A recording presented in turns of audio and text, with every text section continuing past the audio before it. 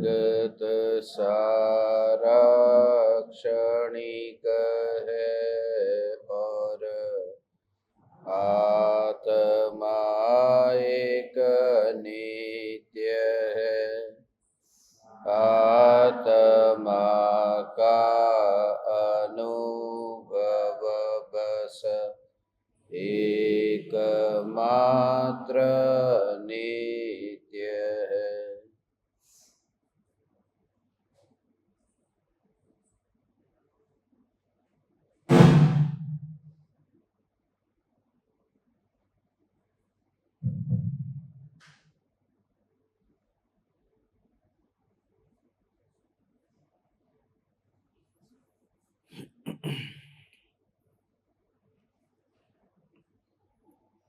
पहली शंका,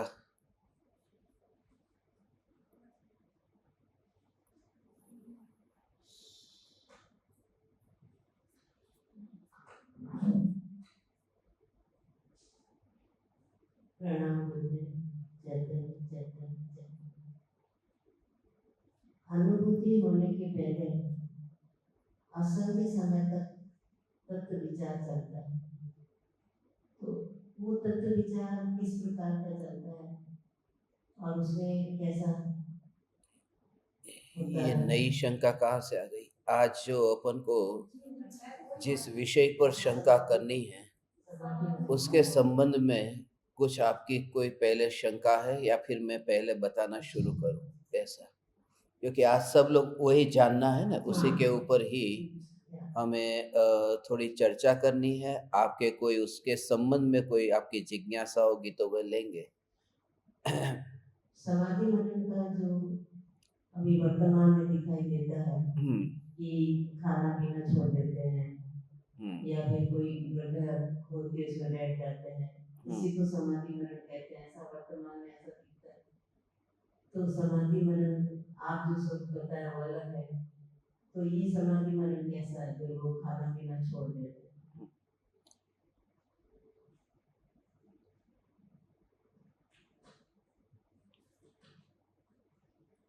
पिछले कुछ दिनों से हमारी चर्चा चल रही है जीवन की क्षणभंगुरता,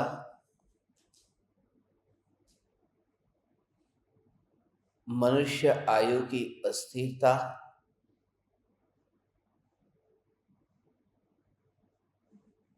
और मृत्यु की हमारे ज्ञान में अनिश्चितता।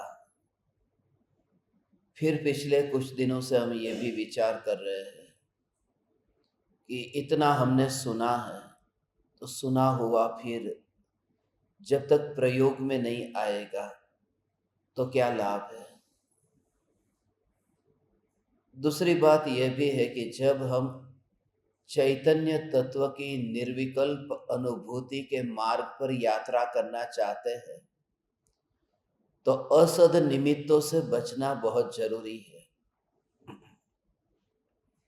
मृत्यु के समय ऐसी जगह पर हम न हो कि जहां हमारे परिणाम व्यर्थ के ही बिगड़ते हो। दूसरी बात कि हम घर में रहते हैं, परिवार के साथ में रहते हैं, तो वहां किस प्रकार की मर्यादा में हम रह सकते हैं कि जिससे हम अपने परिणामों को संभाल सके। खास करके स्त्रियां जो घर को छोड़ नहीं सकती, रहना घर में ही है, बहू के साथ में ही रहना है और बात बात में बहू के साथ बनती नहीं है, विवाद होता है, विवाद होता है। बाप को बेटे के साथ में, भाई को भाई के साथ में लड़ाई झगड़ा, कुछ न कुछ कोई न कोई कारणों से। तो तत्व की बात सुनकर के फिर हमारे अंदर में व्यर्थ के विषय कषाय के भाव पैदा न हो, उसलिए आज हमें समाधि मरण पर चर्चा करनी थी। वैसे समाधि मरण ज्ञानी के ही होता है, अज्ञानी के नहीं होता। मगर यह जानकर के अक्सर हम स्वच्छंदी होते हैं कि ज्ञानी को समाधि मरण होता है तो फिर आराम से संसार को भोगते रहो। 80 साल 90 साल की उम्र हो जाए तो भी घर की चाबी छूटती नहीं है। और फिर ज्ञानियों के दृष्टांत लेते हैं कि 83 लाख पूर्व वर्ष तक तो उन्होंने भोगा था। उनके दृष्टांत न लेना जो पूर्व भव से ही सम्यक दर्शन लेकर के आए हैं। तुम्हारा आत्मार्थी होने का ही अभी ठिकाना नहीं है, और दृष्टांत हम उनके लेंगे तो कितनी स्वच्छंदता हो जाएगी। इसलिए आज समाधि मरण के परिप्रेक्ष्य में ही हमें किस किस प्रकार से किन किन बातों का जो ध्यान रखना है। 12 व्रत सम्यक दृष्टि को 5वें गुणस्थान में होते हैं, 12 व्रत का पालन करते हैं। उन 12 व्रतों में बहुत सी बातें समाहित है। आपको उन 12 व्रतों का स्वरूप तो थोड़ा बहुत पता होगा, मगर उन 12 व्रतों में आत्म जागृति के साथ में आप में से क्या क्या हो सकता है, क्योंकि समाधि मरण जब होगा तो समाधि मरण इन व्रतों के साथ में होगा। वैसे चौथे गुण स्थान में समाधि मरण कहा है, वहां जहां व्रत भी नहीं है, मगर फिर मैं कहता हूं कि अव्रति का दृष्टांत लेकर स्वच्छंदी न होंगे। पहली तो भावना यह कि मैं मुनि हो, दिन रात मेरे स्वामी भावना यह पाऊं, देहांत के समय में तुमको न भूल पाऊं। और अंत में मैं सब आहार पानी यहाँ तक कि परिग्रह का भी त्याग करके मैं मुनि होकर के विचरण करूं। भावना तो ऐसी ही भाना है, मगर अभी शरीर की स्थिति भी ऐसी नहीं है कि 28 मूल गुण का पालन हो सकता है, या फिर घर त्याग करके वो मुनि दीक्षा का पालन हो सकता है। समाधि मरण की भावना वाला जीव सबसे पहले जो 12 व्रत में छूटता है उनमें हिंसा से छूटता है। तो अहिंसाणु जो व्रत है उस संबंध में क्या क्या इस गृहस्थ अवस्था में क्या क्या हो सकता है।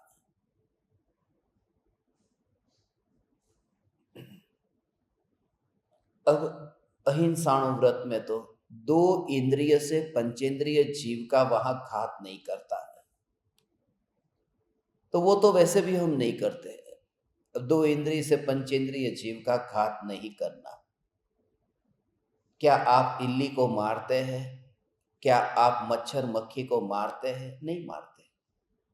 मगर ये समाधि मरण की पूर्व तैयारी में ये पहली बात कर रहा हूं जो अहिंसा से संबंधित है। जो यहां से पाप का बोझ यहीं पर ही उतार करके जाने की भावना पाता हो, उन्हें ऐसे प्रकार के हिंसक वृत्ति प्रवृत्ति से छूटना चाहिए कि जहां पर 2 इंद्रिय से पंचेंद्रिय जीव का घात होता है।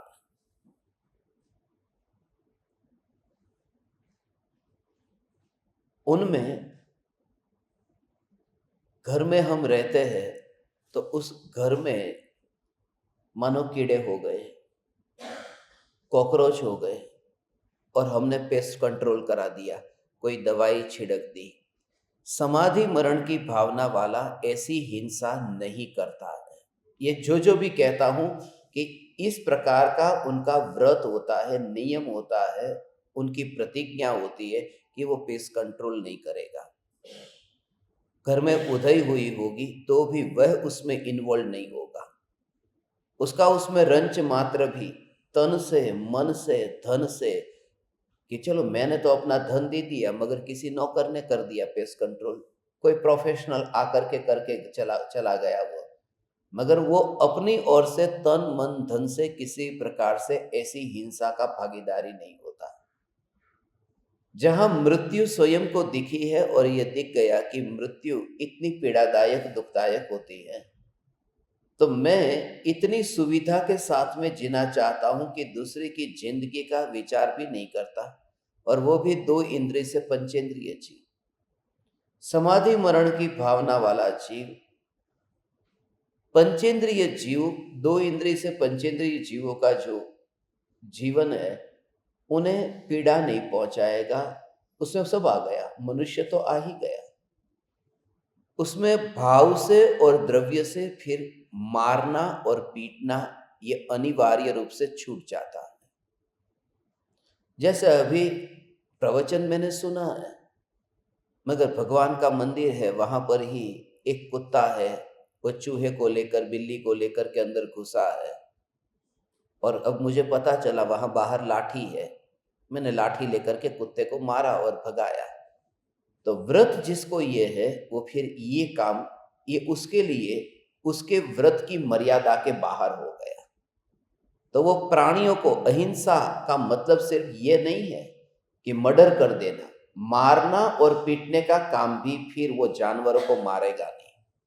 जो छोटी छोटी बात पर भी हम ऐसा करते हैं,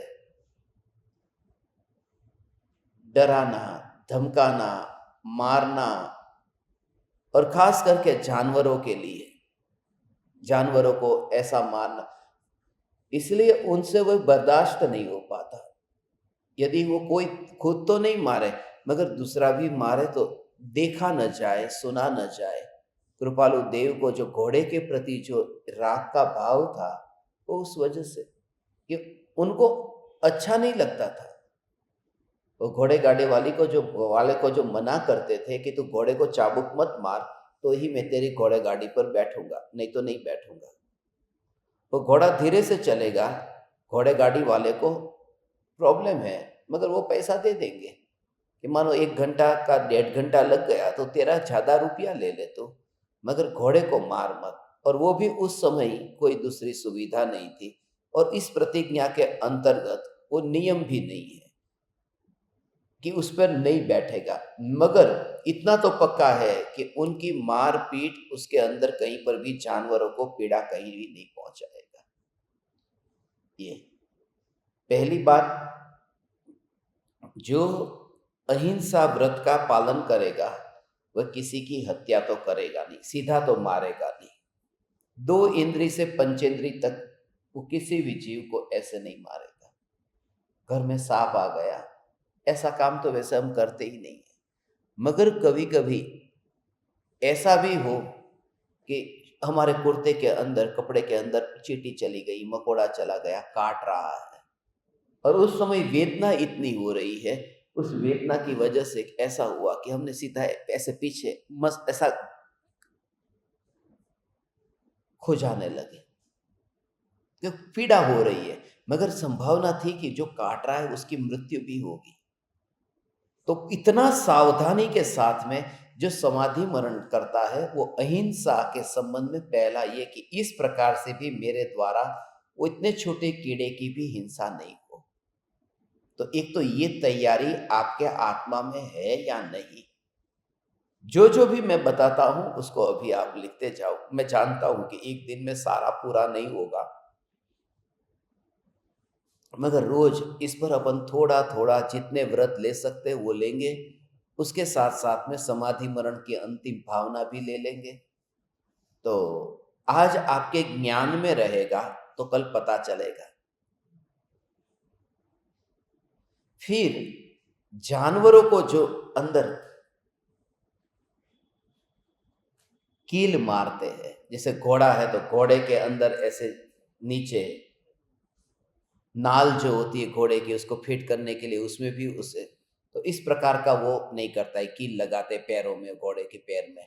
और इसके साथ साथ में वो जो बैल है, बैल के नाक के अंदर भी रस्सी डालते, तो वहां पर भी कान बींधने का काम जानवरों का। आज देखते हैं जो बैंक से लोन मिलती है गाय को खरीदने के भी, तो बैंक का वहां पर कान के ऊपर वहां पर सिंबल लगा रहता है, वो आपने देखा, पट्टी रहती है कि ये इस बैंक की ओर से ये गाय लोन में खरीदी गई है। तो इस तरह से अब 3 लोकानाथ परमात्मा उसको खरीदने की बैंक लोन देता है। माने हम ऐसे काल में रहते हैं जब आपका आत्मा चैतन्य की पुकार सुनकर के इतना कोमल हो गया हो, और पता हो कि कुछ ही समय की अब मेरी जिंदगी है। जिसको मृत्यु दिखाई दे तो वो इस प्रकार के नियम से, संयम से जीवन जीता है कि मैं प्राणी को कहीं पर भी मारूंगा नहीं, प्राणी को कभी भी मारूंगा नहीं, उसे मैं सावधानी पूर्वक, चींटी कीड़े मकोड़े को भी मैं सावधानी पूर्वक उसका ध्यान रखूंगा। इसी व्रत के संबंध में जानवरों को पालने का जो काम है वो बंद हो जाता है। जानवरों को पालने का, जो पालतू पशु हो, जो अपने घर में कुत्ते को पालते हैं, बिल्ली को पालते हैं, जिसने समाधि मरण लिया है वो ये काम नहीं करेगा। जनरली ये करते नहीं है, मगर आजकल जो ट्रेंड भी चला है, बड़े बड़े शहरों में लोगों को लगता है कि ये करुणा का काम कर रहे, दया का काम कर रहे हैं। तो सेवा भावी, जो समाज सेवा करने वाले, पशु सेवा करने वाले, वो सेवा अलग बात है, और समाधि मरण की भावना भाने वाले के लिए ये व्रत अलग बात है। तो जो भी बात मैं आपको एक एक करके अभी आपको समझाऊंगा, किसी भी जानवर के ऊपर, उसके ऊपर वजन ज्यादा नहीं डालना। जो बैल के ऊपर अपन देखते हैं इतना ढेर सारा वजन है, तो उस प्रकार का काम भी वो नहीं करता है। और इतना नहीं, बैल को, फिर मनुष्य को भी। अब पता है कि आपको खुद थोड़ा बोझ ढोना हो तो भी आपकी हालत ऐसी खराब हो जाती है, और काम वाली बाई काम कर रही है सुबह से लेकर के, अब उसने इतना काम किया हो, आधा घंटा 1 घंटा, मानो 5 मिनट के लिए रुकी, वो पानी पीने के लिए, चाय पीने के लिए, तो पहली नजर वहां गई, अभी बैठी है, अभी उठी नहीं, अभी काम चालू नहीं किया। ये जो वृत्ति है, ये वृत्ति स्वयं के अधोगमन की तैयारी है। मैं भी मनुष्य हूं, वह भी मनुष्य है, मेरा भी ऐसा ही शरीर है, उसका भी ऐसा शरीर है। उपकार मानूं मैं कि धन्य धन्य धन्य। आज जो जिस बहन जी ने अभी सेवा करने के लिए आए थे, दोपहर में अपन ने दाल बनाई थी, तो वो हेल्प करने के लिए आए थे, तो उनका उपकार ही मानना कि आपका अहो अहो उपकार है, आप आए, आपने मुझे कम से कम ये जो मिर्ची को भिगोने का काम था, सीधी मिर्ची मुझे अंदर नहीं डालनी है, जल जाएगी, तो पानी के साथ में भिगो करके मिर्ची को डालते हैं। तो ऐसा करके मैंने उनको खाली मिर्ची भिगोने को कहा, इतना प्रेम से, इतना सावधानी से उन्होंने मिर्ची भिगोई, उसके लिए भी 2 हाथ जोड़ करके उनको धन्यवाद दो। ये बात, ये भूत दिमाग में से जो सवार हो रहा है वो निकल जाए कि मैं पैसा दे करके काम करा रहा हूं, नहीं। तो सभी जीवों के प्रति, इसमें मनुष्य भी आ गए, जानवरों के ऊपर बोझ नहीं डालना, तो मनुष्य के ऊपर भी बोझ नहीं डालना है। तो इस तरह से, और अंतिम बात जो है, जो भी पशु पक्षी, उनको अपने घर में तो रख लिया, अब मानो कि वो पालते हुए, मगर उनको घर में नौकर चाकर है, तो उनके लिए समय पर भोजन न देना, उनके लिए ठीक भोजन न देना, खुद का भोजन अलग बनाना और नौकर का भोजन अलग बनाना, ये भी दोष है, ये भी उनके प्राण को पीड़ा पहुंचाने का काम है। तो ये 5 प्रकार की बात मैंने आपको बताई। 5 बात को क्रम से यदि आपको लिखना हो तो लिख सकते हैं। पहली बात, किसी भी जानवर को मारना और पीटना ये नहीं करेगा। मारना या मार डालना, ये सब वो ये नहीं करेगा, पहली बात।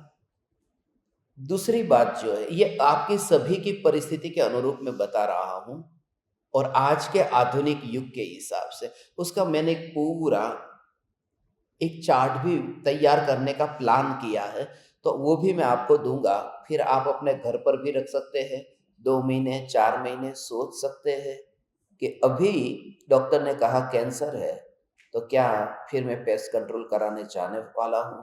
डॉक्टर ने कहा कि अभी मुझे ये है, तो क्या ये सब पाप से मैं मुक्त रह सकता हूँ ना? तो फिर मैं छूटूं।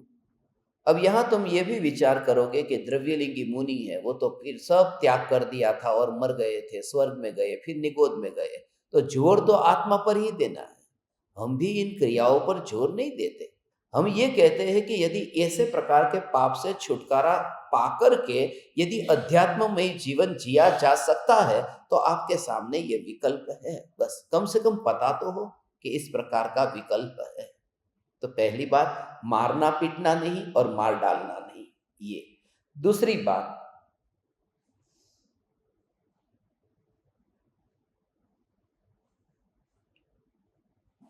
जो भी पशु है, पालतू पशु, उनको हद से बाहर,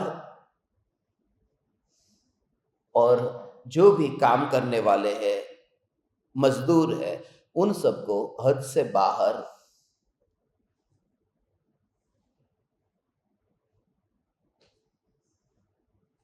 बोझ नहीं डालना, उसके ऊपर इतना बोझ नहीं लादना, माने उससे एक्स्ट्रा काम कराने का, या फिर उन जानवरों को अपने घर में पालना, ये सब काम नहीं करना है।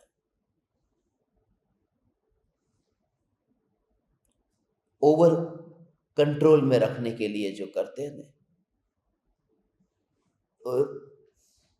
रोप जमाना मनुष्य के ऊपर, तो सिंपलिसिटी ये सबके लिए है। आप धन्य भागी हो, प्रत्यक्ष आए हो, तो 1 to 1 आमने सामने बैठ करके आपकी जो शंका होगी वो शंका भी ली जाएगी।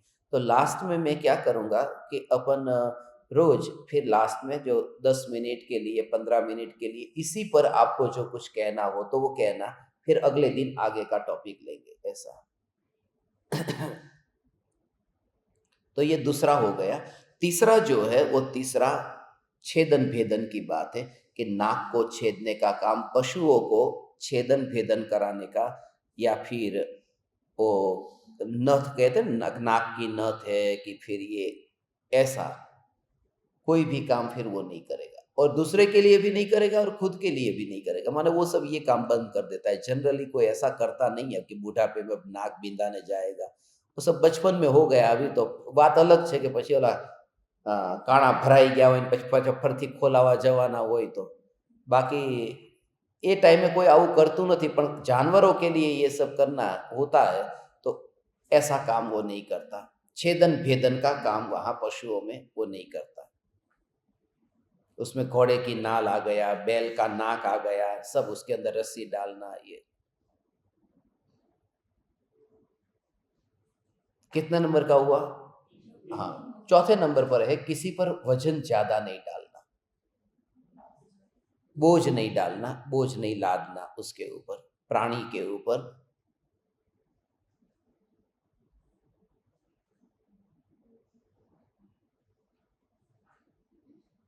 दूसरे में जो था वो कंट्रोल की बात है कि उसको अपने कंट्रोल में, उसके ऊपर अधिकार जमाने की बात है।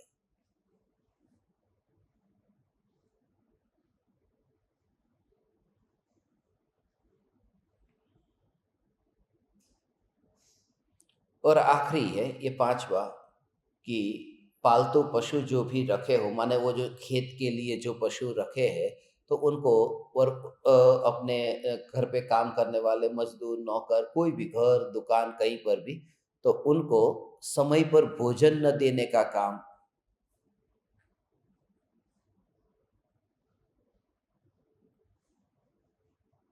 और योग्य भोजन न देना, ये भी बहुत बड़ी बात है। क्योंकि खुद के लिए तो अपन ने हलवा पूरी पकवान सब बनाया, खुद का चावल है वह बासमती चावल है, और उसका जो है वो कणकी चावल है, क्योंकि नौकर के लिए ऐसा टुकड़ा चावल का है। तो वो जो अंदर की भावना है जो मौत की घड़ी पर है, वो ऐसी दुर्भावना से छूट जाता है, वो इतना सरल परिणामी होता जाता है, और उस प्रकार से ही वह जीवन जीता है। ये बाहर में और भीतर में भेद ज्ञान करता हुआ चैतन्य की जागृति रखता है। तो ये बात हुई अहिंसा संबंधी, जो व्रत लेगा वो ये 5 प्रकार की बात उसका पालन करेगा। फिर जो सत्य की बात है, सत्य जो है वो स्थूल सत्य बोलता है, सूक्ष्म की बात अभी नहीं। व्यर्थ का झूठ बोलना बंद हो गया। व्यर्थ का, बिल्कुल झूठ नहीं कहा, व्यर्थ का झूठ बोलना बंद हो गया। छोटी छोटी बात पर झूठ बोलता है, कहीं वो आदत हो जाती है। मैं वहां गया था और वहां पर मुझे आपकी बहुत याद आई थी, अब एक बार भी याद नहीं आई हो, मगर फिर भी उसको खुश करने के लिए ऐसा, तो ये सब माया बंद कर देता है कि मौत आई, अब मुझे ये नहीं करना। तो व्यर्थ का झूठ बोलना बंद कर देता है। ऐसे ही लोग जो है ना वो लेकर आते हैं, शो पीस लेकर के आते हैं कि मैं गया था, अमेरिका गया था, वहां से बहुत आपकी याद आई तो वहां से खरीद कर लेकर के आया हूं, ऐसा। वो लाया, फिर यहाँ अहमदाबाद के एयरपोर्ट पे उतर करके वहां से रास्ते से लेके आया, और अहमदाबाद से ही लेके आया और कहा मैं अमेरिका से लेके आया, और उसको पता भी नहीं कौन सी कंपनी का माल। तो छोटी छोटी बातों पर ऐसा टाइप का।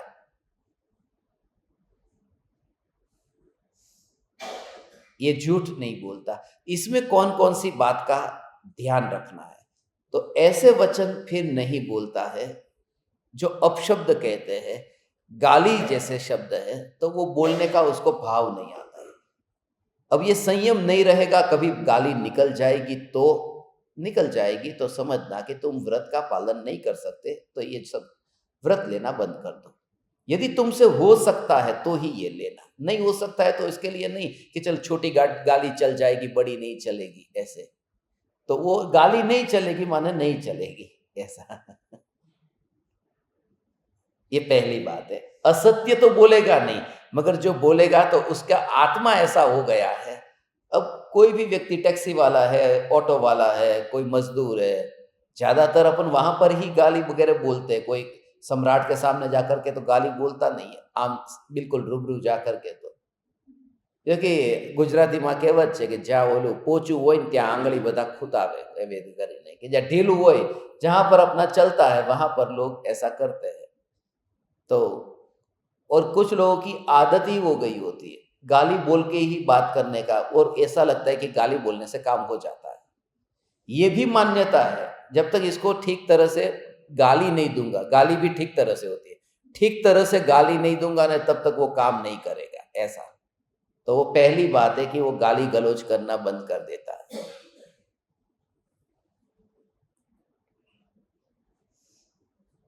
फिर किसी की सीक्रेट बात हो, अब आपकी मरने की घड़ी है, अब किसी ने आपको बताया कुछ बात, आपकी ऐसी छुपी हुई बात आपके पास में है कि अब तो वैसे भी मैं मरने वाला हूं, मेरे को क्या लेना देना, अब सब बोल करके जाता हूं, खुला करके जाता हूं उस व्यक्ति को, क्योंकि मेरे को कहाँ भोगना है। स्मगलिंग का काम था, कोई बुरा काम था, तो मैंने ऐसा काम पूर्व में किया हुआ था, मरते समय में उसके बारे में बता करके जाऊं कि उस व्यक्ति के साथ में मेरा ऐसा स्मगलिंग करता था, मैं ये काम करता था। किसी भी प्रकार का, किसी भी पराये व्यक्ति का मृत्यु के समय दोष बाहर में नहीं दिखाना, किसी का भी दोष, मेरी बहू ऐसी थी, मेरा बेटा ऐसा था, बेटी ऐसी थी, कहीं पर भी दूसरों के दोषों को बताने का बंद कर देता है। वो अच्छा ही देखता है सब जगह, वो इतना अच्छा देखता है कि उसके पास में खजाना इतना पड़ा हो, इतना खजाना पड़ा हो कि समय ही नहीं मिले। ये भाव अपन को आया था ना कि कौन से मंदिर में क्या होता है, कौन से संप्रदाय वाले क्या क्या करते हैं, कैसे झूठे हैं, कैसी मिथ्या मान्यता, कैसा गृहित मिथ्यात्व, कैसे कैसे ये सब। एक तो वो कि पत्थर के ऊपर ये लोग हैं, उनकी पूजा करते हैं, अगरबत्ती करते हैं, फिर उसके ऊपर सिंदूर लगाते हैं, राख लगाते हैं चेहरे के ऊपर, अपने को साधु बताते हैं, और फिर न जाने मंत्र, दोरा, धागा ऐसा बांधते हैं, बंधवाते हैं। इसके अलावा अपने श्रीफल, नारियल रखो, घर के ऊपर स्वस्तिक करो, ओम करो। इसके अलावा इस प्रकार के कपड़े पहनो, इस रंग के कपड़े पहनो। इस तरह से जो गुरु होते हैं, ऐसे ढोंगी गुरु, ये बात मैंने 5 मिनट तक प्रवचन में कही। इसके बदले में ये जो ज्ञान स्वरूप भगवान आत्मा है, जिसकी ज्ञान की अवस्था में कोई भी ज्ञेय का प्रवेश नहीं है, ऐसा में चैतन्य परमात्मा, इतनी ही मस्ती में मैं मस्त रहूं, तो दो लाभ होगा। एक तो परिणाम व्यर्थ का नहीं बिगड़ेगा, बाहर में शत्रु खड़े नहीं होंगे, किसी के प्राण को पीड़ा नहीं पहुंचेगी, और अपना काम करके यहाँ से निकल जाएंगे।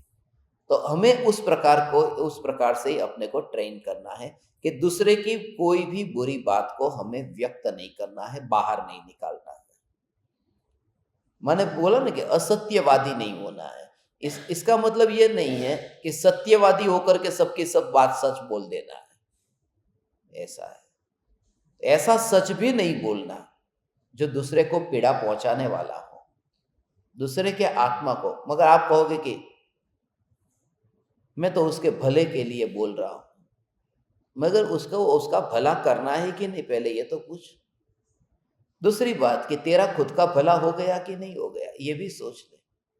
इसलिए अपन नहीं करेंगे ऐसा। तो वो ये परिणाम जिसके पिघलने लगते हैं वो ये नहीं करता।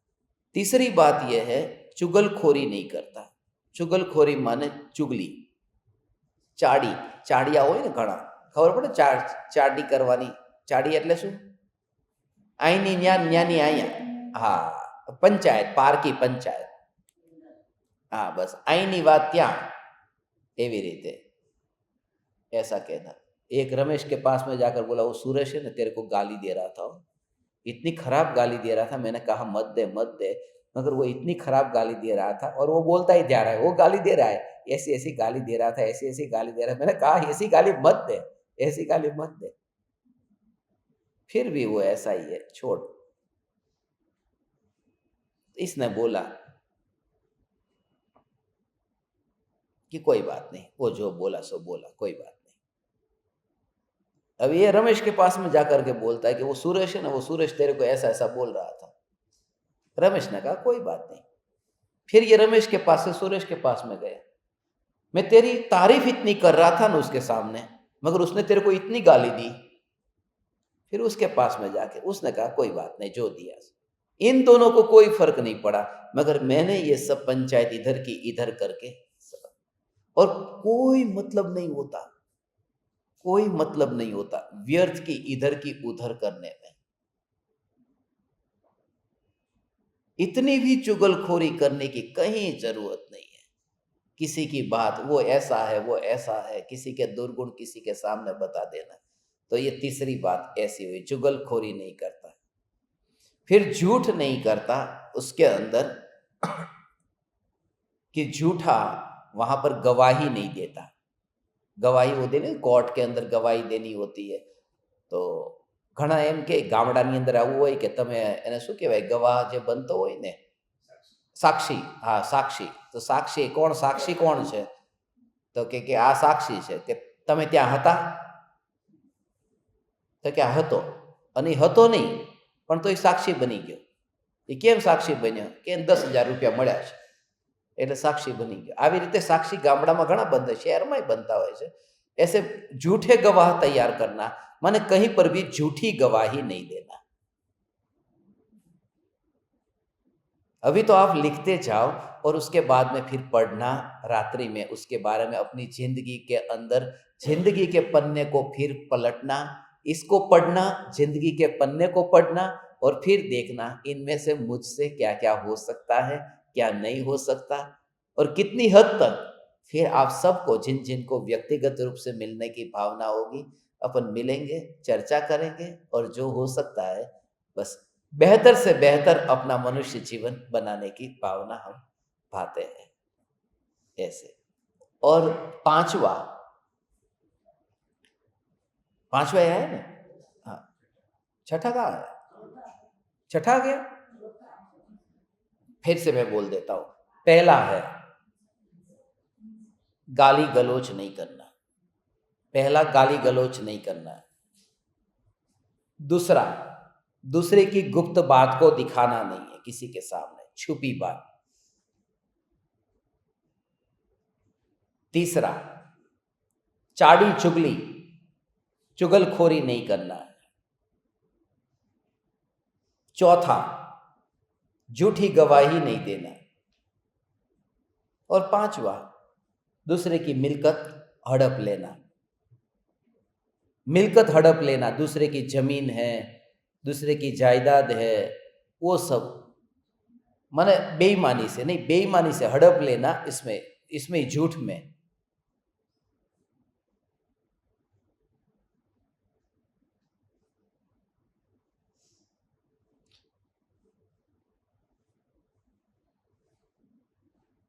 इसमें दूसरे का ऐसा, इसमें वचन भी आ गया, दूसरे के वचन को भी लूट लेते लोग। ये भी बहुत गलत काम है, दूसरे के वचन को लूट लेना।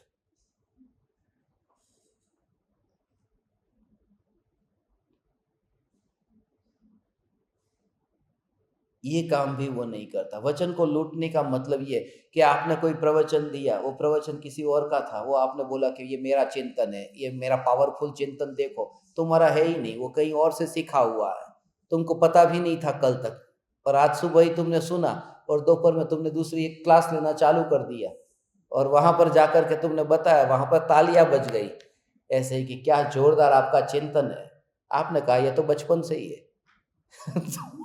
तो इस तरह से ये जो दिमाग, ये झूठा कुछ भी हड़पता नहीं है वस्तु के साथ में, मुख्य रूप से इसमें शब्द है, मुख्य रूप से किसी की वाणी को हड़प लेना ऐसा काम नहीं करता। फिर इसलिए ज्ञानी जो प्रवचन भी देते हैं तो बार बार जो रेफरेंस देते हैं, गुरुदेव ने ये कहा, बेलश्री बेन ने ये कहा, ये उनकी पात्रता है, ये पात्रता है, उससे ही तो पता चलता है। मैं आपकी क्लास सुनता था चैतन्य कनेक्शन की, मुझे इतनी सुपात्र जीव की, बाकी तीनों का मैं सुनता हूं, मगर सबसे ज्यादा मुझे प्रभावित हुआ इनके क्लास से, क्योंकि उनके भीतर में बार बार जो, ये मेरी बात नहीं है, ये गुरुदेव ने कहा है, ये कृपालु देव ने कहा है, ये ज्ञानियों ने कहा है, मैं तो आपके सामने सिर्फ अपने भावों को बता रही हूँ, मीडिएटर हूँ, माध्यम हो, पहुंचा रही हूँ। ये प्रामाणिकता के बिना धर्म अंदर में प्रकट भी नहीं होगा। और इतनी प्रामाणिकता यदि आ गई ने तो कम से कम गुरु से माया करना बंद कर दिया, नहीं तो बहुत मीठा लगता है उस समय, एक्सप्लेनेशन बहुत पावरफुल कर देते हैं, मगर फिर वो सब ऐसा दूसरों का है, ऐसा मैंने किया उसके ऊपर ऐसा नहीं करता, जो है ये उनका है, ये मेरा है। तो ये दूसरी बात हुई, 5 हो गए, अभी 6 नहीं हुए। हाँ हाँ, वो सब इसमें ही आ गया ना, धरोहर में ही आ गया, उनके अंदर जो भी वचन है। हाँ,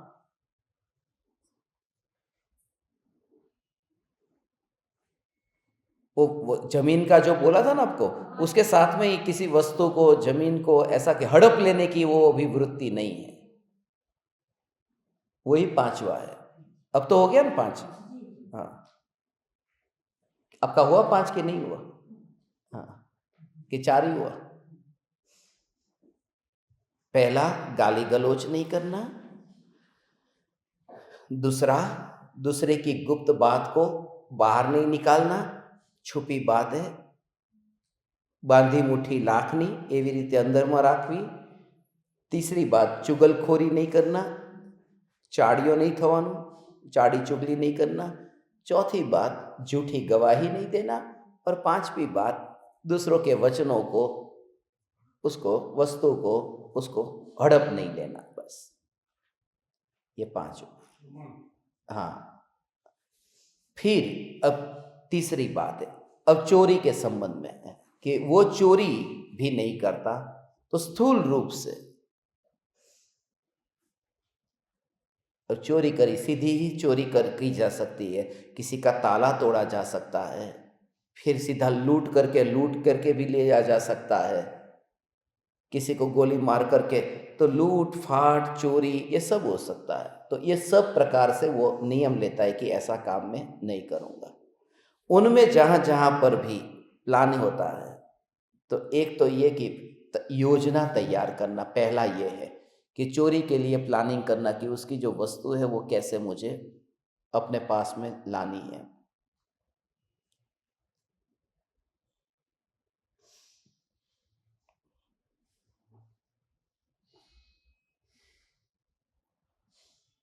ये चोरी के अंदर फिर ये भी आएगा, फिर आगे मैं आपको बताता हूँ। चोरी का जो माल है, वो चोरी का माल खरीदना, ये भी पाप है। चोरी का माल सस्ता मिलता है। मुंबई के अंदर जो क्रॉफर्ड मार्केट है ना, तो क्रॉफर्ड मार्केट के अंदर वहाँ पर ये चोरी का माल बहुत बिकता है, चोर बाजार है पूरा। मेरा एक मित्र था, वो मेरा मित्र वहां पर गया था, तो वहां पर मोबाइल बिकता है। एक लगभग 19 साल पहले की बात है। तो वहां कैसे चलता है पूरा, ऐसा है, रास्ते पे जाते होंगे ऐसे, फिर ये मोबाइल खरीदना है, इधर से चोरी का माल है, देख देख तो देख, चोरी का है। और वो मोबाइल देखा, अरे ये मोबाइल, अच्छा ये तो आईफोन है, आईफोन 14 प्रो कि 15 प्रो, अच्छा बहुत अच्छा है, कितने का है? 5,000 दे दे। नहीं नहीं, चल चल 2,000 दे, चल, नहीं नहीं नहीं, 1,000 दे दे, चल चल चल, एक काम कर, ये मोबाइल अभी निकालना मत, ये चोरी का उठाया हुआ है, अभी है ना 1,000 रुपये निकाल, और है ना चुप करके सीधा ही तेरी जेब में डाल और लेकर के जा। फिर उसने वो जो मोबाइल था आईफोन, उसको इस जेब में डाला, फिर ऐसा करके दिया फोन, ले देख बाहर निकालना मत, यहाँ पर जब तक पहुंचता नहीं तब तक मत निकालना। और वो चला गया घर पे। घर पे गया, घर पे जाके उसने बटन दबाया तो कुछ निकल ही नहीं रहा, बटन में लाइट बाइट कुछ नहीं है, लाइट भी नहीं है और बाइट भी नहीं है। उसने देखा कि इसमें बैटरी डिस्चार्ज हो गई, मगर आईफोन में तो ऐसा होता नहीं है कि बैटरी निकले, ऐसे फोन में तो निकलती है। फिर भी उसने ऐसा करने गया तो थोड़ा ढीला हुआ कि अरे ये तो बैटरी निकल रही है, तो खोला तो पता चला कि अंदर तो साबुन भरा था। तो 1,000 रुपये का, अब वो भी इतना पागल कि जो 1,20,000 का फोन होगा, 1,40,000 का फोन होगा, वो 1,000 में वो बेच रहा है, चोरी चोरी चोरी का माल। फिर उसने मेरे को फोन किया कि मेरा ऐसा हाल हो गया है कि कोई मुझे उल्लू बना करके गया।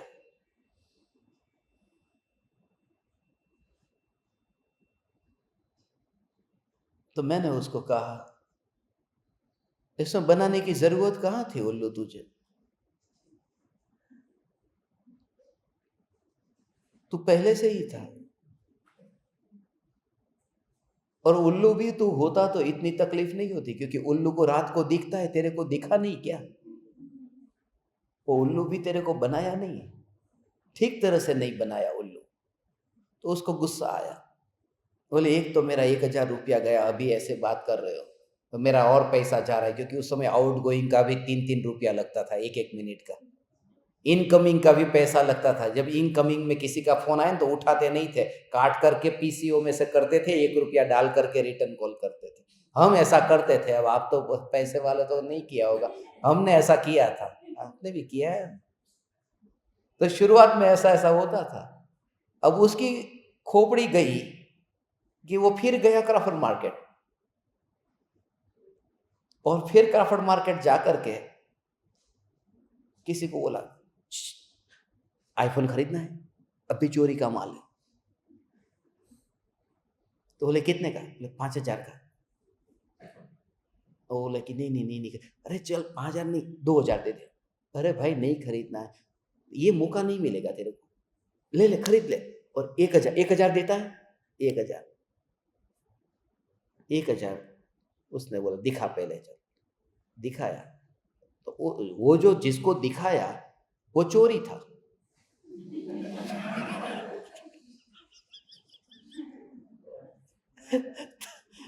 तो चोर हमेशा अपनी जेब में हाथ रखता ही है कि कोई आ ना जाए। उसने सीधा, उसको तो नाखून थे, ऐसे ही करके खोला और साबुन निकला अंदर से, जो उसको मारा आओ था ऐसा करके। उसका फोन आया कि मेरे को खून निकला है इधर, तुम आओ। मतलब तू कहाँ गया था? बोले कि वो मोबाइल बेचने के लिए। मतलब तू ओरिजिनल एक असली फोन लेकर के जाते हैं, जो भी चोरी का माल बेचते हैं, जब उसने दिखाया था तो असली आईफोन था, 15 प्रो था, देख देख देख, उसने देखा, सब बटन चेक करके सब परफेक्ट था। मगर जब 1,000 रुपये उसने दिए, उस समय इस जेब में उसने मोबाइल डाला और नकली दूसरी जेब में से दे दिया। बाहर मत निकालना, तेरी जेब में डाल रहा है, घर जाकर के खोलना। तो उस चोर ने बोला, असली तो पहले दिखा तू, सीधा ही साबुन वाला दिखाता है। ये तो घटना याद आ गई कि चोरी का माल कभी नहीं खरीदना, ऐसी फालतू की झंझट नहीं करना। पता है कि यहां सस्ता भी मिलता है तो भी चोरी का माल नहीं खरीदना। तीसरा है, जो गवर्नमेंट का नियम है उस नियम को उल्लंघन करना, ये बड़ा पाप है। ये नहीं करता है मैंने। इसमें इनकम टैक्स आ गया, income tax, sale tax, wealth tax, जितने भी टैक्स की बात है सब गवर्नमेंट के रिलेटेड, जितना भी कानून का नियम का जो उल्लंघन है।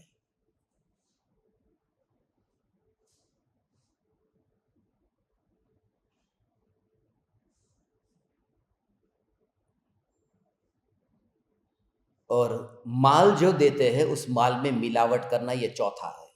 मिलावट करना, जैसे दूध में पानी मिलाना, ये सब।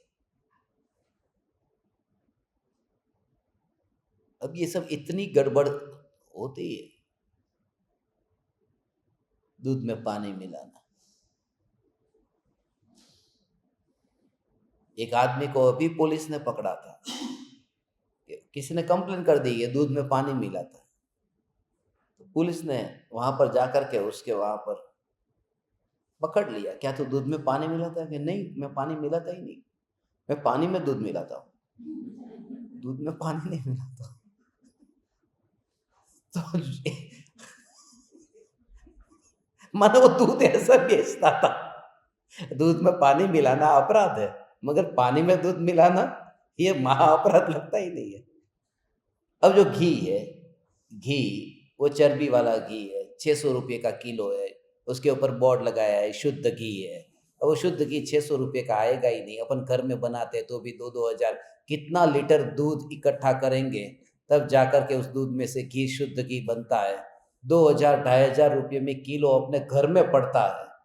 तो और वो 600 रुपये का किलो, वो भी कंपनी का नाम मैं नहीं लेता, मगर एक बाबा से मेरी मित्रता है तो मेरे को उन्होंने बताया था, मेरी कंपनी का घी भी मत खरीदना। बोले कि आप बहुत नज़दीक के ऐसे हैं। बीच में मैं गया था वहाँ एक बाबा के पास में, तो उन्होंने मुझे कहा था मेरी कंपनी का घी भी आप मत खाना, क्योंकि आप गुरु जी है इसलिए मैं बोलता हूँ, नहीं तो किसी को नहीं बोलता। लेकिन मैंने बोला मैं सबको बोल दूंगा। तो उन्होंने कहा कि मगर नाम मेरा मत लेना। इसके लिए मैंने बहुत जगह पर कहा, मगर उनका नाम नहीं लेता हूँ। ये बात सत्य है कि वहां पर दुकान पर बिकता है, 600 का किलो बिकता है और शुद्ध नाम से बिकता है, तो वो मिलावट ही होगी। 600 में क्या होगा? तो ऐसा मिलावट वाला माल नहीं बेचना। और अंतिम, माप तोल में जो मेजरमेंट करते हैं उसमें बेईमानी हम नहीं करेंगे। ऐसा बेईमानी करने को वहां पर पाप का।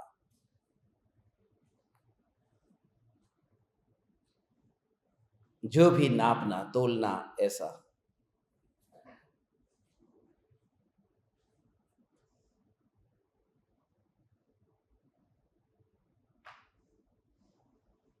किसी भी प्रकार का मेजरमेंट होगा उसके अंदर।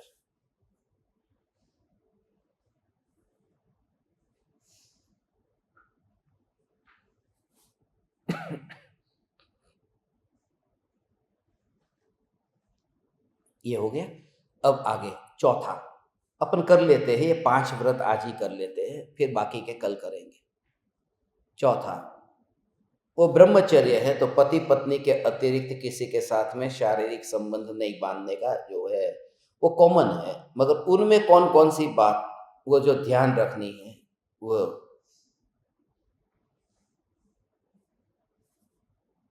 एक तो वो भोगने की बात तो आई गई, मगर अब जो खास है, अपने परिवार में जहां अपनी रिस्पॉन्सिबिलिटी है, अपने परिवार में जैसे बेटा है, बेटे का बेटा है, उसके अलावा जो अपने परिवार के अलावा बाहर के लोग हैं, उनकी शादी की चर्चा करना, बातचीत करना, किसी की मिलान कर देना कि ऐसी कई पहले पंचायत, आ भाई नहीं छोकरी है तुम्हार करવું છે, ऐसे उसका लड़का है, उसकी लड़की, आपको इच्छा है, ऐसे ही जोड़ा जोड़ी मिलाने का काम करना, उसकी चर्चा करना, ये ब्रह्मचर्य का दोष है। इसमें उस टाइप का पाप नहीं करता।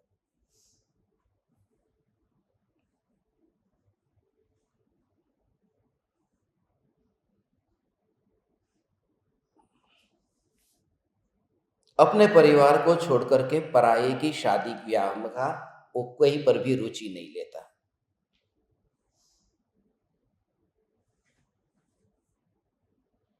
फिर आपको पता चले कि उस व्यक्ति का, पुरुष का या स्त्री का, किसी के साथ में रिलेशन है, उसका रिलेशन है, खराब संबंध है, उसके साथ में दोस्ती वगैरह रखना ये भी दोष है। उससे दोस्ती भी नहीं रखेगा, रिश्ता भी नहीं रखेगा। तो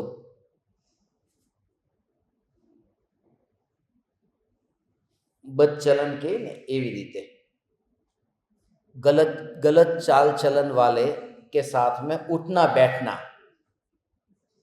के ने आनी साथे अमारे उठवा बेसवानो संबंध छे। उठवा बेसवानो संबंध पण जेनुं चारित्र ते आवुं होय एनी साथे उठवा बेसवानो संबंध राखीने आपणा अंदर ते क्यारेक एवा भाव आवे ने एटले एवाथी दूर ज रहेवानुं।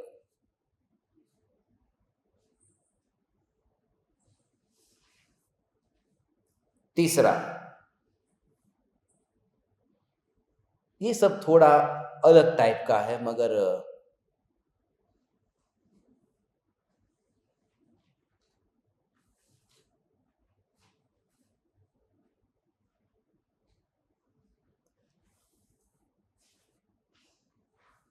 आपकी समझ में भी कैसे मैं बताऊं? हाँ, क्या चीज? हाँ, लिव इन टुगेदर, या ये भी है।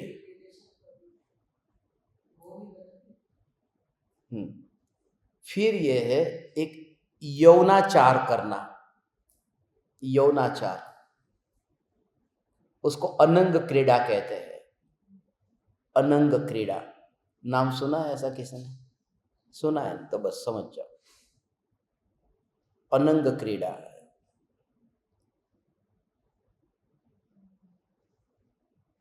माने वो पत्नी के साथ में रहता है, मगर पत्नी का, पुरुष पति का जो अंग है, उस अंग के अलावा बाकी के जो अंग है, जो यौनी और लिंग, उसके अलावा जो अंग है, उसके साथ में वहां पर अप्राकृतिक भोग नहीं भोगेगा। ऐसा सिंपल, अनंग क्रीड़ा नहीं करता, रहता है पत्नी के साथ में। अभी इसमें ये नियम नहीं लिया है, इस व्रत के अंदर अभी नियम नहीं लिया है, मगर इतना संयम से वो जीवन जीता है।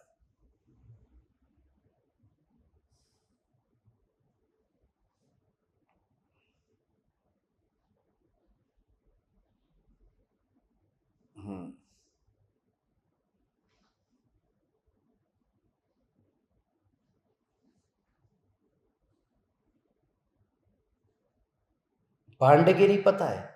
भांडगिरी, भांडगिरी किसी को पता है? हाँ, घोड़ापन नहीं पता। फूहड़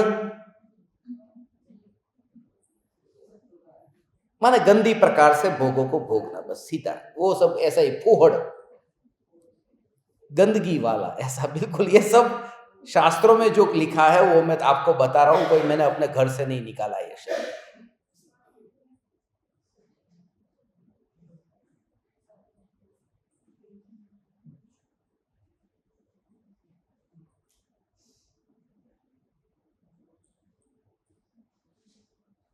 ऐसा गंदा काम, फूहड़ काम नहीं करता, बस। हाँ, अश्लील, अश्लील तो सब अश्लील ही है, सब अश्लील ही है। मगर उसमें कैसे कहूं, सब अश्लील है।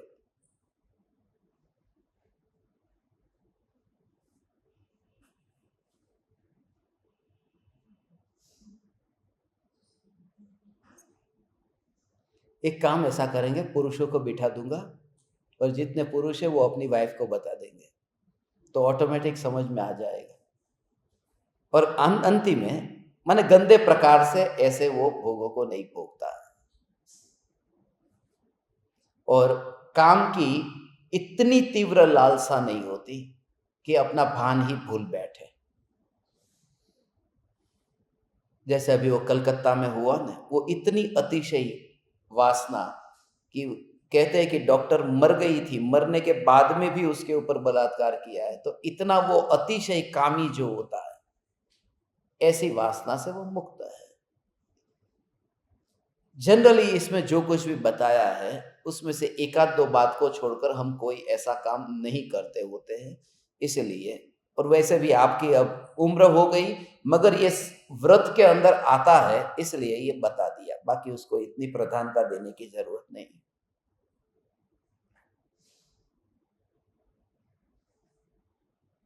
मगर ब्रह्मचर्य का ये जरूर है, यदि कम उम्र है तो बात अलग है। जो कह रहे हैं छोटी उम्र वाले के लिए अब समाधि के लिए कैसे करे बड़ी, तो जिनके अभी संयम हो सकता है उन्हें तो ब्रह्मचर्य का पालन पति पत्नी को करना ही चाहिए। इसलिए गजपंथा में हमने कहा था ना, वो जो पहाड़ नहीं चढ़ते हैं, कि पहाड़ चढ़ने में ऐसा प्रॉब्लम होता है और पत्नी के ऊपर ऐसे ही वहां पर वो भोग भोगने में उनको ताकत कहाँ से आ जाती है पता नहीं। तो ये मायाचारी है कि धर्म के लिए शरीर में शक्ति नहीं है और भोगों के लिए शक्ति है। यदि वहां शक्ति नहीं है तो यहाँ भी व्रत ले लो। तो उस तरह से कुछ लोग ऐसे थे जो शिविर में आए थे, तो उनको उनकी बहुत इच्छा थी, मेरे साथ में ही दिन रात रहते, तो उन्होंने मुझे ये पूछा कि हमारे से पहाड़ तो नहीं चढ़ा जा रहा, तो ये क्या करूं। तो मैंने बोला कि ठीक है, तो अब तुम इस भोग का भी त्याग करो। बोले भोग का त्याग तो हो नहीं सकता। तो वो फिर माया करते हैं अपने साथ में, एक और से भोग का त्याग हो नहीं सकता, पहाड़ चढ़ नहीं सकते। और ऐसा भी नहीं था कि 442 सीढ़ी चढ़ने को बोला हो, कहा था कि 2-3 सीढ़ी, चलो तुम 11 सीढ़ी चलो, 108 सीढ़ी चलो, तुम शुरुआत तो करो वहां पर, भावना तुम्हारी यदि अच्छी है तो ऐसे। तो इस तरह से ये काम की तीव्र ऐसी वासना वाला, ये जो अपन गए थे ना वहाँ पर उड़ीसा में कोणार्क का, वहाँ पर जो मंदिर है, खजुराहो के जो मंदिर है, वहाँ पर इतना जो अप्राकृतिक, पहले के जमाने में ऐसे ही शेर के साथ में स्त्री भोग भोगती है, बैल के साथ में भोग भोगती है, तो वो सब चित्र वहाँ पर मूर्ति टंकोत्कीर्ण करके पूरा मंदिर है उसका। खजुराहो के अंदर भी देखो, कोणार्क में देखो, सब जगह वहाँ पर है। तो ये भारत की प्राचीन ऐसी संस्कृति थी, भारत की संस्कृति थी, इंडियन कल्चर था। ये जो फॉरेन वाले लोग ये नहीं, वो यहाँ से लेकर के गए, क्योंकि ये मंदिर पुराने हैं और वो जो लोग कर रहे हैं वो भी नया चालू कर रहे हैं। उनकी तो संस्कृति ही कितनी है। अमेरिका कितने साल पुराना है, कोलंबस तो अभी अभी पैदा हुआ अमेरिका की खोज की। तो ये भारत की संस्कृति थी। तो संस्कृति का मतलब अच्छा मत कहना, संस्कृति इसलिए क्योंकि 18,000 प्रकार के जो ब्रह्मचर्य के भेद बताए, उसमें 720 प्रकार के भेद अचेतन संबंधी जो है, उसमें तिर्यंज भी आ गए हैं, उसमें मूर्ति आ गई, पत्थर आ गया, उसमें बहुत सी चीज अंदर आ गई, तस्वीर आ गई, उसमें चित्र आ गया, सब अंदर आया हुआ है। 720 प्रकार है। कभी उसका मौका मिला तो बताऊंगा कि 17,280 और 720 कुल मिलाकर के ये 18,000 शील के भेद बताए। तो ये ब्रह्मचर्य की बात हुई। लास्ट, आखिरी, पांचवा,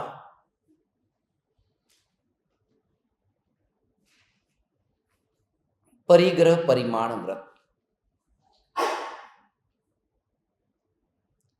अपनी संपत्ति की फिर अब लिमिट रख देना, ये आपके लिए बहुत अब काम का है। संपत्ति की लिमिट, इतनी ही वस्तु मैं अपने पास में रखूंगा। तो पहली बात कि धन के लिए भागदौड़ नहीं करना, उसमें धन के लिए, परिग्रह के लिए भगदौड़ नहीं करना।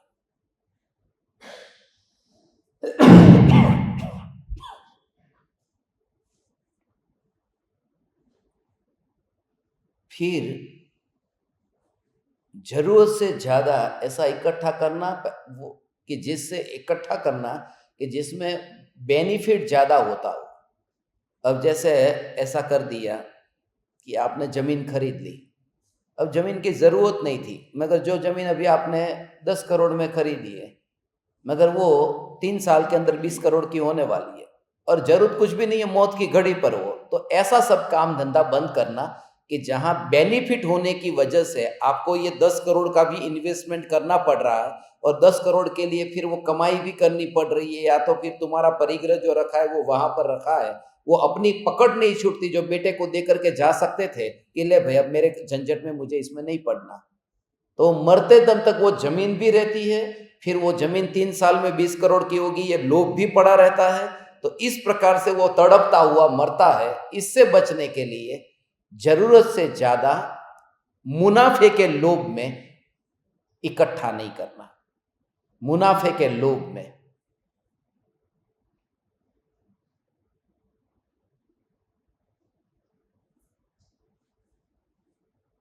और अधिक, तीसरा,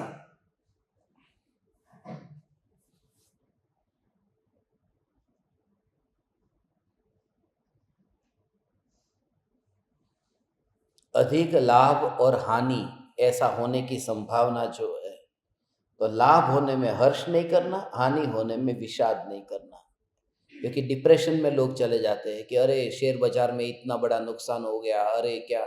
तो ऐसा काम ही क्यों करना कि जहाँ पर डिप्रेशन आने की चांस हो कि, तो ऐसे बिजनेस से भी दूर रहना। क्योंकि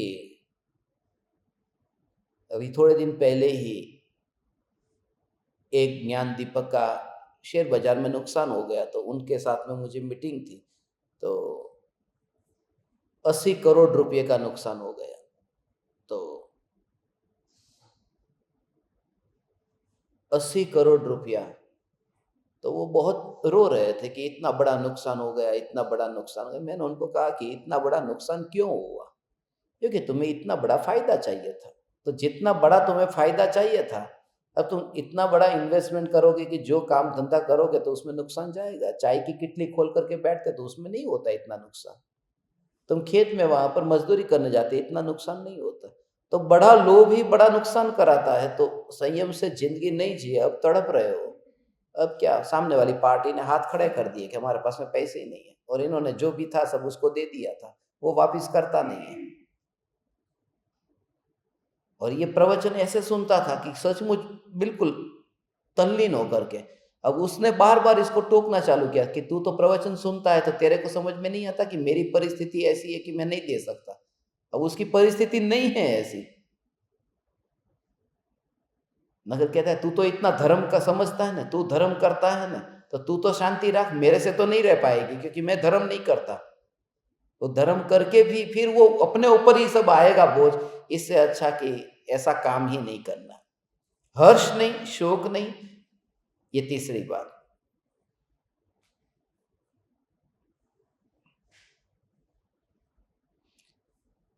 मन चाहा लाभ होने के बाद में फिर थोड़ा और अधिक लोभ जागना। अब कोई काम पर ऐसे होता है, एक आदमी ऐसे आया मेरे पास में, यहाँ पर बच्चे सब पढ़ने आते थे, तो उनको पैसे की ज़रूरत थी। तो बोले कि दवाई के लिए, घर के खर्चे के लिए कुछ भी पैसे नहीं हैं। तो मैंने उनको बोला कि आपको कितने पैसे चाहिए? उन्होंने कहा 3,000 रुपये चाहिए, और बहुत ज़रूरत है, पत्नी बीमार है, पति काम पर जाते नहीं, ये सब ऐसा अंदर अंदर कुछ ना कुछ बहाने उन्होंने बताए। जो मैंने कहा ठीक है, आपको 3,000 रुपये दे देंगे बस। फिर मैंने जानबूझ करके एक प्रश्न पूछा, 3,000 रुपये में आपका काम तो हो जाएगा ना? तो પછી કે આમ તો 4,000 रुपया हो तो सारू होતું, आम तो बद्दू काम થઈ जाए।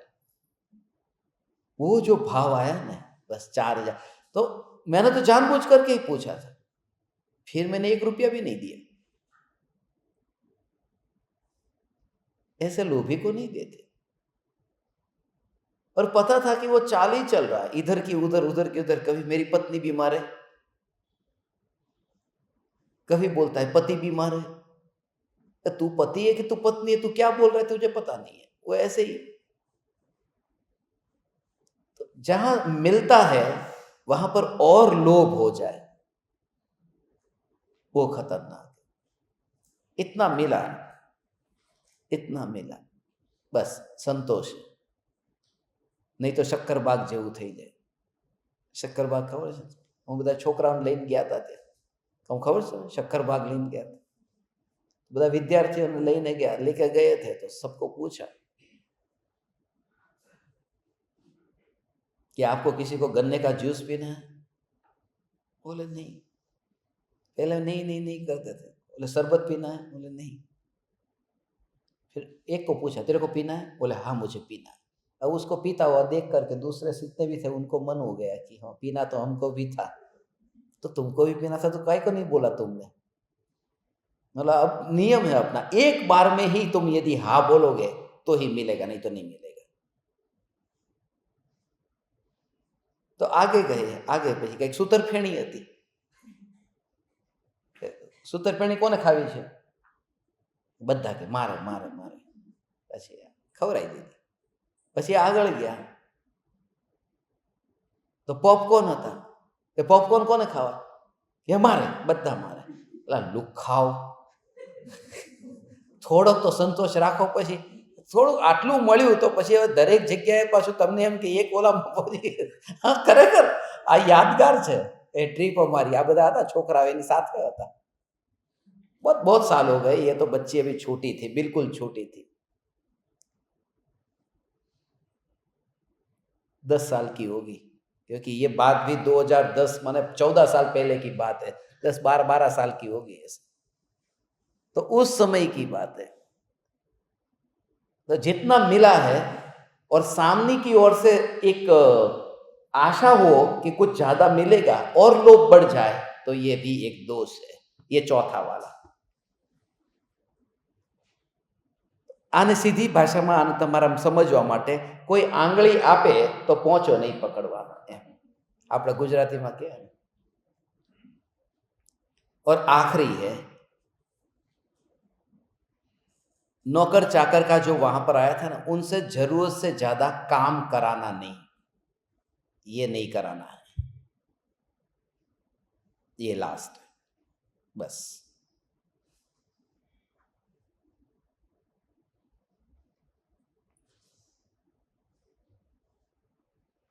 इसमें सब में पूरा ध्यान रखना, कोई व्यक्ति किसी का स्वभाव बहुत अच्छा है, अच्छा स्वभाव है, अपना घर का, यहाँ पर भी आध्यात्मिक साधना केंद्र में जो लोग काम करने आते हैं कभी समय देखते ही नहीं है, बाकी सब जगह की चलो 6 बज गए तो 6 बजे, घंटी बज गई चलो निकल जाओ। तो अब 6 का 6:15 हो गया, 6:30 हो गया, अब ज़्यादा काम उन्होंने किया, हमें कराना नहीं चाहिए, फिर भी उन्होंने किया तो हमारा यह कर्तव्य है, सामने से ही हमें भले एक एक की गिनती न करे, मगर 1000, 2000, 3000 उसकी तनख्वाह के हिसाब से ज्यादा देना ही चाहिए। नीति ये कहती है, मानवता ये कहती है। तो उस प्रकार से, क्योंकि वो मशीन की तरह नहीं है, वो भी मनुष्य है। कंप्यूटर की तरह होता तो वो बस 6 बजे बंद हो जाता मशीन, के टाइम पूरा हो गया। तो इस तरह से सभी के साथ में हमारा प्रेम, वात्सल्य और सहजता, सरलता, जीवन इतना सौंदर्य से भरा हो जाएगा जब आप ये सब व्रतादि का स्वरूप समझेंगे और फिर उसका समाधि के साथ में कनेक्शन जोड़ेंगे। आज शंका बहुत हो गई है, इतनी चर्चा बहुत हो गई है, समय भी बहुत हो गया है। आपको कुछ कहना हो तो 2 मिनट है, बस बोलो।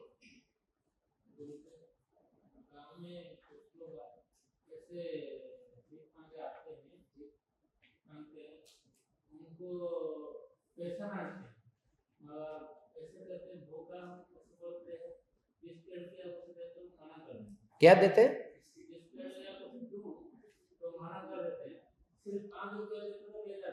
हाँ,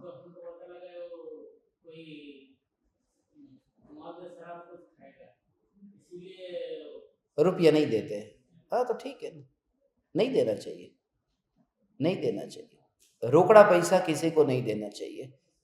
हाँ, और वो भी बिस्किट का पैकेट दे, या आपने बिस्किट का पैकेट दो, मगर वो पैकेट भी दुकान में जाके बेच देंगे, क्योंकि 4 रुपए का पैकेट है, 4 का बाजार में बिकता है, दुकान वाले को 3 का आता है और ये कहेगा मैं 2 में बेचने को तैयार हूँ, तो दुकानदार कहेगा कि मेरे को 3 में खरीदना, उससे 2 में खरीद लो, और होम डिलीवरी हो रही है उसको। तो इसलिए पैकेट खोल देने का बिस्किट का और फिर दे देने का, मैं ऐसे ही करता हूँ। मैं किसी को भी बिस्किट देता तो पहले पैकेट खोल देता हूँ, फिर ले खा ले।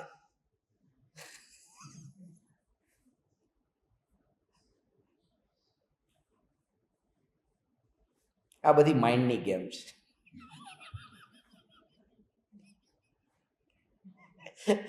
और किसी को कुछ कहना है तो बताओ.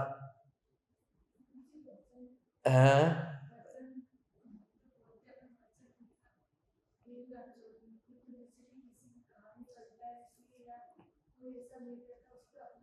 नहीं, इंटेंशन जो मैंने कहा ना, अपन को मान बढ़ाने के लिए किसी के ऐसा करना, अपनी महानता प्रदर्शित करने के लिए किसी के वचन की चोरी कर लेना, चुरा लेना, उसके एंगल से बात की.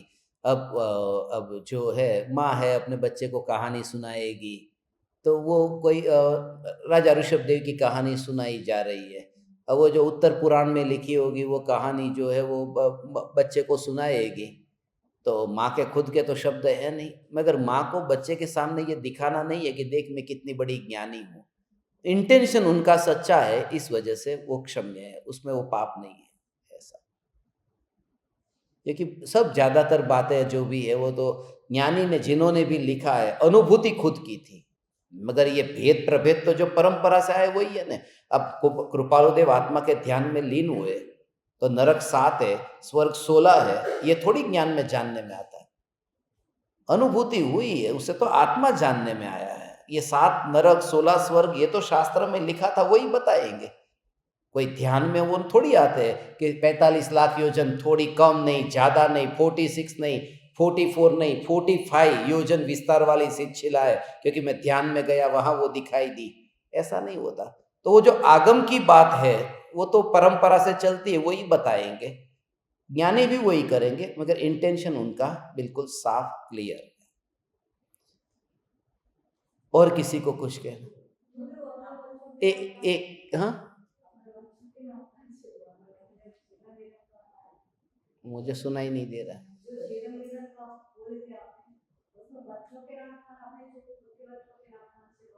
हाँ, तो नहीं करना है, नहीं करना है, बिल्कुल 100% नहीं.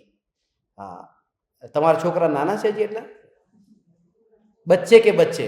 હા देखो अब ये तो अब વ્યાજનું વ્યાજ છે, એટલે बच्चों के बच्चे जो है उनके लिए नहीं. ये कि इसी का नाम नहीं तो फिर वहां पर वही सब चलता रहेगा, तो समाधि किस काम की फिर. हाँ, तो ज्यादातर तो लोग अपने बच्चों के बच्चों को ही लेकर के जाते हैं, बच्चों को लेकर जाते हैं, कोई दूसरे के बच्चे को लेकर थोड़ी कोई जाता है. तो नहीं तो फिर त्याग का मतलब क्या है? ऐसा कि रास्ते पे कोई मिल गया कि तेरा कान चल, कान में छेद कर देता हूं थोड़ा. हाँ,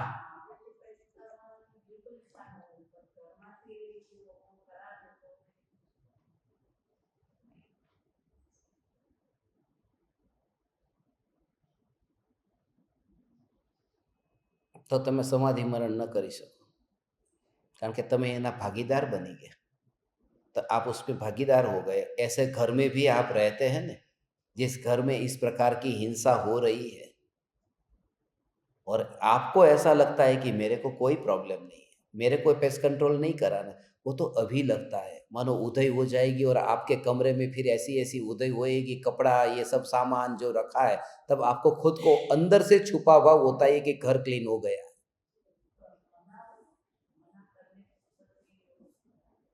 नहीं, मना करने का भाव में आता है, मगर मना करने में भी भाव तो अंदर छुपा फिर कराने का ही है. यदि ऐसा होता तो वहां आपके पास में इतनी अच्छी सुविधा भी है कि सब छोड़ छाड़ करके गजपंथा में एक कमरा ले लो, उमराला में ले लो. नहीं, सुविधा है, आपको करनी है. आपको यदि अंदर से ही ये लगता है कि इस पाप की भागीदारी में मैं नहीं बनना चाहती हूं, तो फिर आपके पास में विकल्प भी है. इसलिए जब नहीं हो पाता है तो ये व्रत आपको नहीं लेना है. तो वो जितना आपको खुद को ही विचार करना है कि सब में कि मेरे को तो कुछ नहीं है. अब बेटे ने घर खरीद करके रख दिया है, मैं तो उसमें रहती हूँ. अब बेटे ने शावर लगा दिया है, मैं शावर चालू कर देती हूँ. बेटे ने तो बहुत कुछ किया है, मगर उसमें फिर मुझे क्या करना वो मेरे ऊपर है कि बाल्टी से नहाना कि शावर से नहाना. ये तो एग्जाम्पल दे रहा हूं, अपने हाथ में है. जितना संयम पूर्वक जीवन जीना है ये सब अपने हाथ में है. और किसी को कुछ कहना है? ठीक है, तो आज अपन यहाँ पर ही समाप्त करते हैं। प्रणाम। चैतन्य चैतन्य चैतन्य। अहो अहो श्री सद्गुरु करुणा सिंधु अपार, इस पामर पर प्रभु किया अहो अहो उपकार, अहो अहो उपकार। देह सहित जिनकी दशा, वरते देहा